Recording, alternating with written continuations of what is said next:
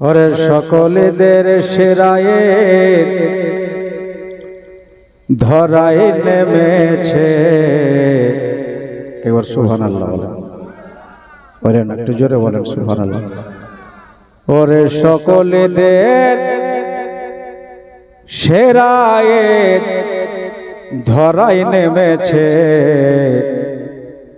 আজ ইমানদারের বুকে খুশির জোয়ার নেমেছে। ইমানদারের বুকে খুশির জোয়ার নেমেছে। দোয়া চাবো আল্লাহর কাছে দিলে খুলুসে, দোয়া চাবো খোদার কাছে দিলে খুলুসে। চলো না যায় আমরা সবাই নবীর জুলুসে।